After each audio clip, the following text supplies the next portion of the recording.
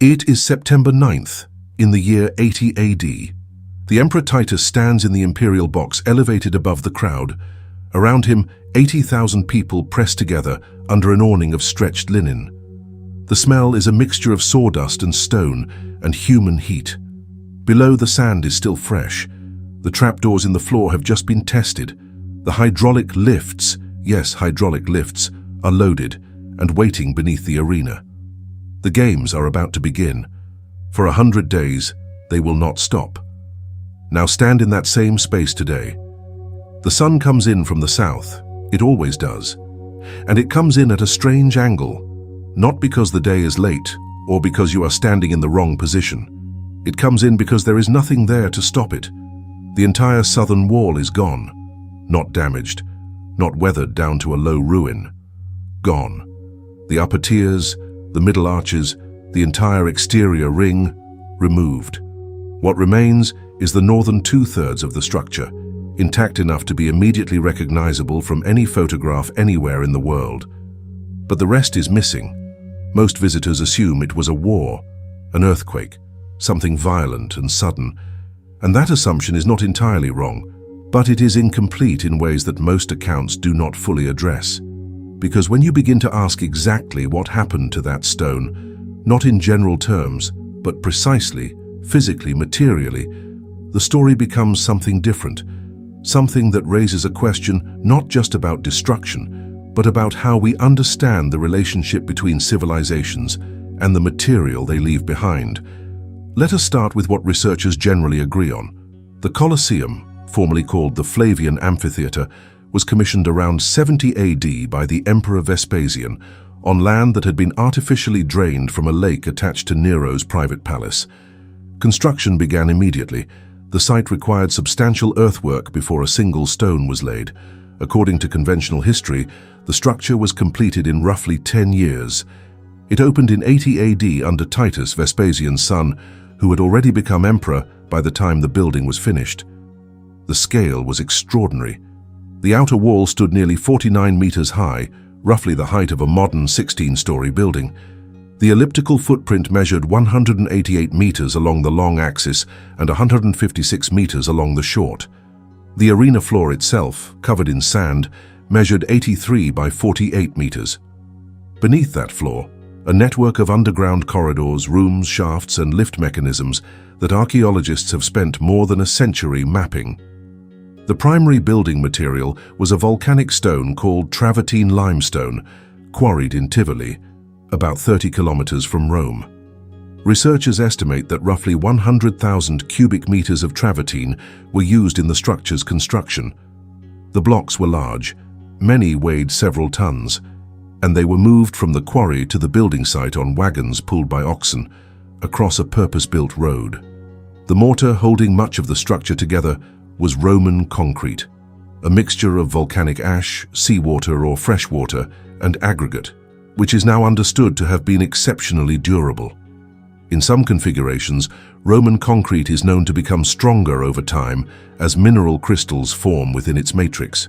This is the conventional picture: a powerful empire, organized labor, much of it, according to Roman sources, performed by Jewish prisoners of war following the siege of Jerusalem. Sophisticated materials, a decade of concentrated effort. Archaeologists currently believe this narrative is broadly accurate, but it is the next part of the story, what happened after the Colosseum was built, where the picture becomes more complicated. The structure remained in active use for roughly 4 centuries. Gladiatorial contests were formally banned in 404 AD, though the arena continued to host other events for decades afterward. By the 6th century, with the Western Roman Empire dissolved, the building began a long, slow transition from active monument to something else, something that would eventually account for most of what is missing today. Here is where the accepted narrative becomes difficult to visualize fully. The missing southern wall did not disappear passively. Stone does not dissolve. Travertine limestone, particularly the quality used in the Colosseum, is dense, heavy, and extremely resistant to weathering. The blocks that remain today after 2,000 years of exposure still show crisp iris edges on many faces. They have not melted, they have not crumbled, they were taken. and the scale of what was taken is worth pausing on. Estimates from structural analyses suggest that somewhere between 2/3 and 3/4 of the original Colosseum's material has been removed since the 6th century. That includes travertine blocks, iron clamps, bronze fittings, marble facings, brick and tufa. The total volume of extracted material has been estimated in the hundreds of thousands of cubic meters. This was not looting in the casual sense. This was systematic extraction across multiple centuries by multiple actors. Medieval records document papal authorizations, granting specific families, guilds, and institutions the right to quarry the Colosseum for building materials. The stone was used in St. Peter's Basilica, in the Palazzo Venezia, in churches across Rome and beyond. The travertine that once formed the upper tiers of the outer ring now exists, fractured and cut, inside walls and floors and altar steps throughout the city. That part is documented, confirmed, not debated. What becomes technically interesting and, on close examination, unexpectedly difficult to fully explain, is the construction side of the equation, not the destruction, the original building. Consider the logistics of moving 100,000 cubic meters of travertine stone from Tivoli to Rome in the 1st century AD. A single cubic meter of travertine weighs approximately 2,500 kilograms. That is 2.5 metric tons per cubic meter. For 100,000 cubic meters, you are moving roughly 250,000 metric tons of stone. Using ox-drawn wagons of the period, each capable of carrying perhaps 2 to 3 tons under ideal road conditions, you are looking at somewhere between 80,000 and 125,000 individual wagon journeys, each one 30 kilometers each way, over the construction period. Archaeologists currently believe this was managed through a highly organized relay system, with the road between Tivoli and Rome specifically maintained for this purpose. That is plausible. Rome had extraordinary logistical infrastructure, but plausible is not the same as fully reconstructed. We do not have the supply chain records. We do not have the labor scheduling documents. We do not have the engineering plans. What we have are the physical results, the building itself, and a small number of contemporary written references. One of those references comes from the writer Pliny the Elder, who mentions the building but provides almost no construction detail. Another comes from later commentators describing the opening games. There is no surviving Roman text that explains step by step how the Colosseum was actually built. What this means is that our understanding of the construction logistics is largely reverse engineered from the physical evidence. We see the result, we infer the process. And inference in archaeology carries a specific kind of risk. It tends to be anchored to existing models. When researchers ask, "How was this built?" they often begin from what they know Roman engineering could do and work backward. That approach is reasonable, but it can also cause certain anomalies to be absorbed into the accepted framework rather than examined independently. There is one such anomaly that deserves careful attention. The Colosseum's foundation sits on a former lake bed. The Stagnum Neronis, Nero's lake, had to be drained before construction could begin. That drainage required engineering, and once the water was gone, the substrate was soft, waterlogged fill. Building a structure weighing hundreds of thousands of tons on soft fill requires solving a foundation problem that modern engineers take seriously. The Romans solved it. The building stood for 2,000 years without catastrophic differential settlement. How they solved it, the exact depth of the foundation, the precise method of distributing load across a formerly wet substrate, remains only partially understood.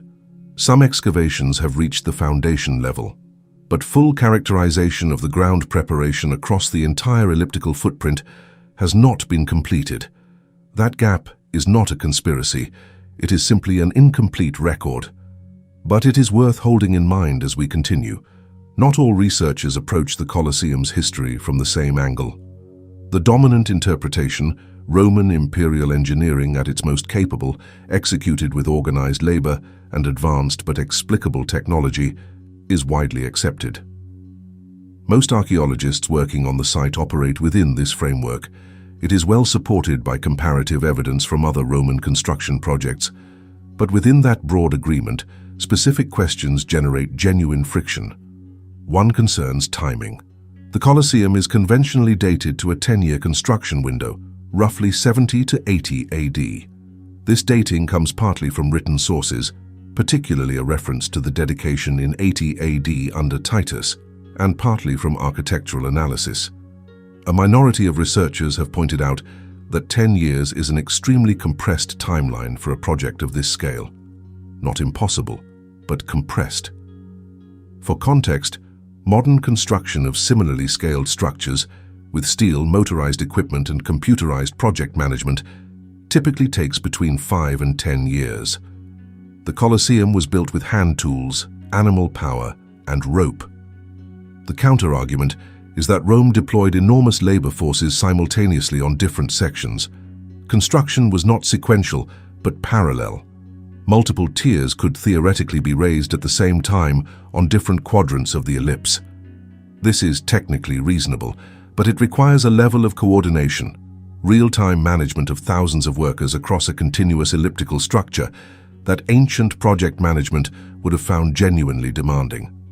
Scholars who work in Roman labor history have noted that we tend to underestimate Roman organizational capacity, shaped in part by centuries of military discipline applied to civilian engineering. That argument has merit. Others have noted more quietly that we may also overestimate our ability to infer construction pace from physical evidence alone. A second area of scholarly friction involves the iron clamps.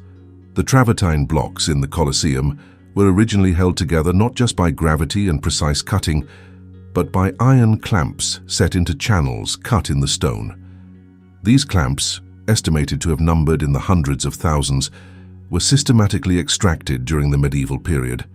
Their removal left holes visible throughout the surviving structure today. The debate is not about whether they existed. It is about their original distribution and what that distribution tells us about construction sequencing. Some researchers interpret the pattern of clamp holes as evidence of a relatively standard Roman construction approach. Others have noted that the density of clamping in certain sections seems inconsistent with what we see in other Roman structures of similar period. The inconsistency has not been satisfactorily explained. It remains, in the words of one Italian structural analyst, a detail that does not yet fit neatly into the overall picture. That phrase is worth remembering. Let us go deeper into the material record. The travertine quarries at Tivoli are still there. They have been visited, mapped, and studied. And what the quarry evidence shows is consistent with large-scale Roman extraction operations, cut marks, ramp channels, abandoned block profiles. But there is something about the quarry analysis that complicates the straightforward picture. Modern petrographic studies, laboratory analysis of stone composition, have found that the travertine in the Colosseum does not all come from the same geological layer at Tivoli. The blocks show variability in mineral composition and porosity that suggests they were quarried from multiple extraction phases, possibly over a longer period than the 10-year construction window implies. This raises a possibility, not a certainty, not a conclusion, a possibility. Some of the material used in the Colosseum may have been pre-cut, stockpiled, or even salvaged from earlier structures, not quarried fresh during construction. If true, this would mean the 10-year timeline was supported, at least in part, by a supply of material that was already prepared before Vespasian broke ground. It also means the organizational feat was perhaps distributed across a longer timeline than the conventional narrative suggests, which changes the nature of the achievement, not diminishing it, but reframing it. This remains debated among specialists. The petrographic data exists. Its interpretation is not yet settled. Now consider the underground.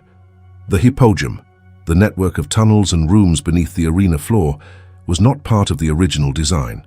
According to the mainstream view, the underground structure was added later, under the Emperor Domitian, who ruled from 81 to 96 AD. The original Colosseum, researchers believe, had an arena floor at ground level with no subterranean infrastructure.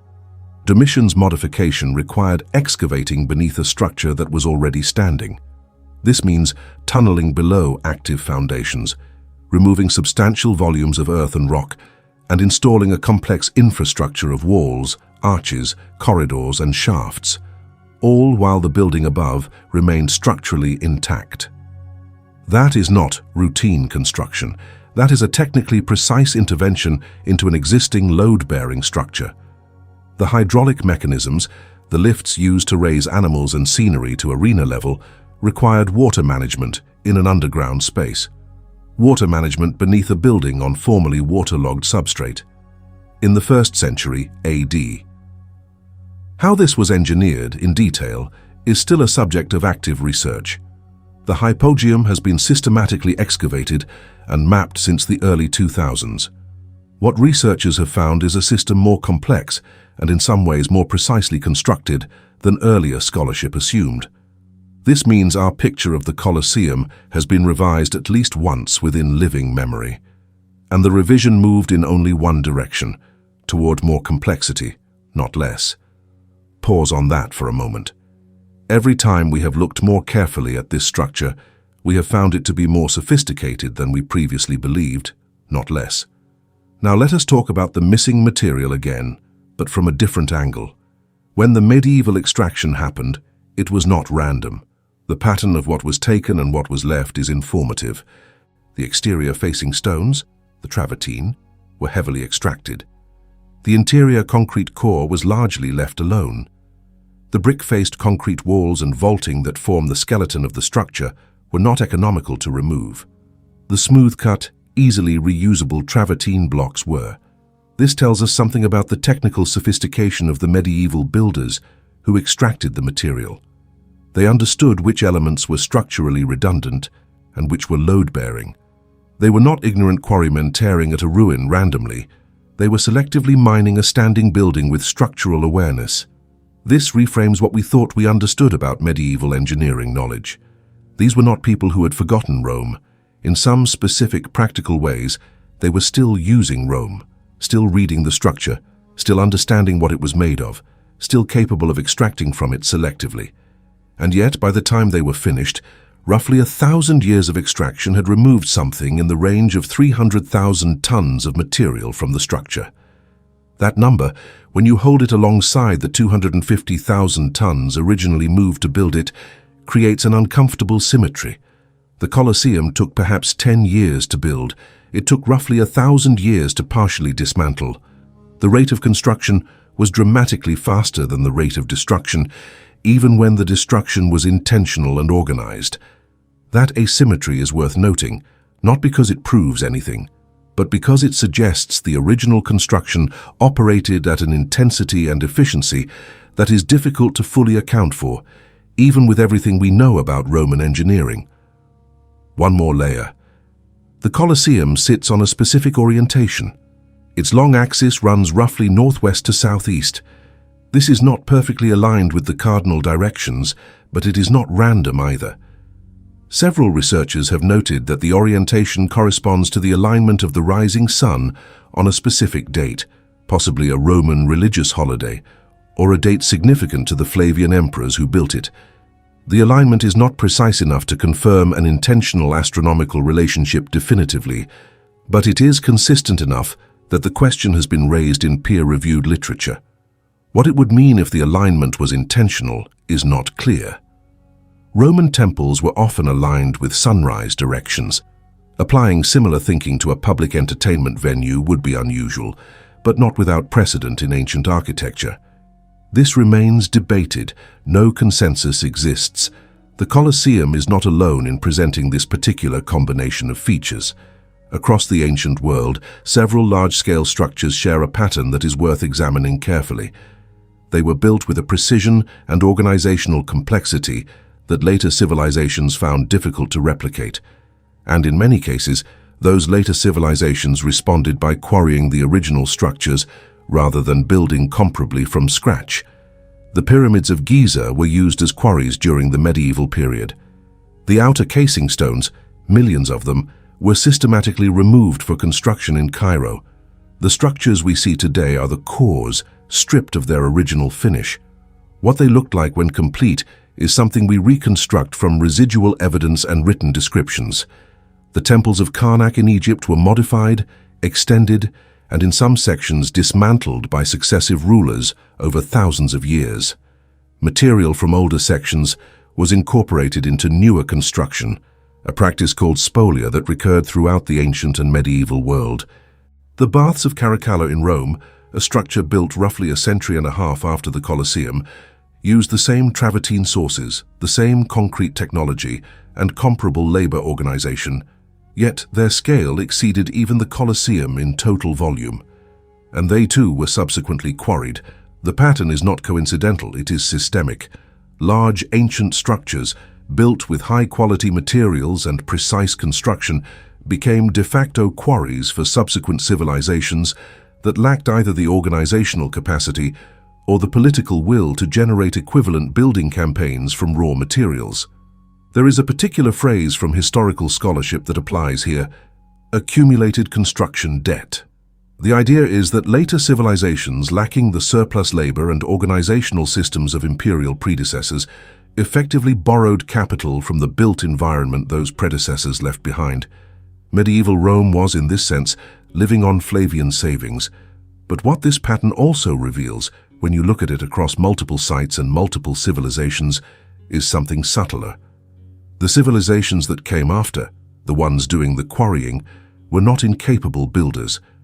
Gothic cathedrals were constructed during the same centuries that the Colosseum was being dismantled. Those cathedrals involved extraordinary engineering in their own right. So the question is not whether medieval builders were competent. They were. The question is why the original structures, Roman, Egyptian, Greek, represented such a high watermark that they were more valuable as material sources than as inspiration for comparable new construction. Discoveries once dismissed now suggest that Roman concrete technology was more advanced than researchers understood even 50 years ago. Studies published since 2010 have identified self-healing mechanisms in certain Roman concrete formulations, the growth of mineral crystals within microfractures that effectively repairs internal damage over time. This was not known to medieval or Renaissance builders. It had to be rediscovered through materials science in the 20th century, which means there were capabilities embedded in Roman construction that were not simply organizational. They were chemical, material, scientific, in a way that was lost and later had to be independently recovered. That is not a dramatic claim, it is a documented finding.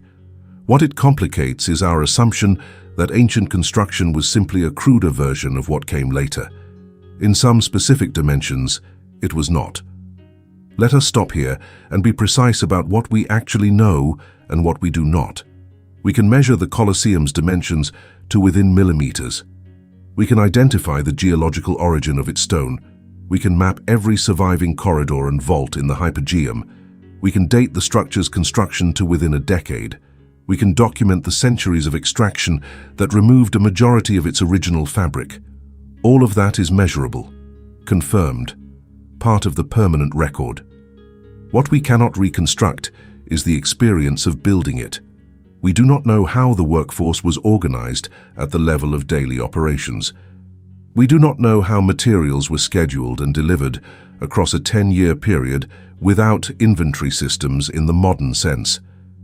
We do not know how the precision of the elliptical form, consistent across the entire perimeter, was maintained using the survey instruments of the 1st century AD.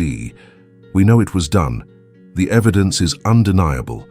We cannot fully explain how it was done in a way that would satisfy a modern construction engineer asking specific questions about project management, load sequencing, foundation preparation, and quality control. That gap between result and process, between what exists and what we can reconstruct, is not a small gap. And it has a particular quality that separates it from ordinary historical uncertainty. Most historical gaps are gaps in record keeping. Documents were not written or were written and lost. Those gaps can theoretically be filled if the right archive surfaces, the right inscription is discovered, the right papyrus fragment is conserved from decay. The gap in our understanding of the Colosseum's construction is different in kind. It is a gap between physical evidence and our ability to imagine the human system that produced it. The stone is there. The arches are there. The ellipse, precise and continuous and 2,000 years old, is there. The people who built it are not there. Their plans are not there. Their voices are not there. What they left is a result without a legible process. And when we stand inside what remains of the Colosseum today, the northern two-thirds, its arches stacked in tiers, its walls warm in the afternoon light, we are looking at something that was partially built, substantially dismantled, and still, despite everything, one of the most structurally coherent objects on the planet. Modern engineers who have studied the structure have noted that the distribution of load through the vaulted corridors is, in some sections, more efficient than a direct structural analysis of the design would predict, meaning the building works better than its plans, had we the plans might suggest it should. The Romans appear to have understood something about material behavior and load distribution that we are still, in some respects, working to fully characterize. Whether that knowledge was formal, written, transmitted, systematically applied, or tacit, held in the hands and eyes of experienced builders who could feel what worked, we do not know. We may never know. Go back to the open southern side, stand where the outer wall used to be. You are standing in a gap where, for perhaps 5 centuries, stone rose 49 meters into the Roman sky. Arches, columns, carved figures that have long since been taken, repurposed, absorbed into other buildings. The light that now comes freely through this opening was, for half a millennium, blocked, contained, structured by the same engineering intelligence that raised the rest of the building. And then it was unmade, not quickly, not violently in most cases, slowly, block by block, over generations. People came with carts and tools and papal authorizations and took what was useful and left what was not. What they left is what you are looking at. The question that most guides do not linger on, the question that the tourist photographs, framed to show the intact northern side, quietly avoid, is this: if the southern wall still stood today, what would it tell us that we currently cannot see? Not metaphorically, physically. What relationships between the outer shell and the interior structure? What load paths? What material joints? What evidence of the original construction sequence are simply gone because the stone was carried away to build churches before anyone thought to record it?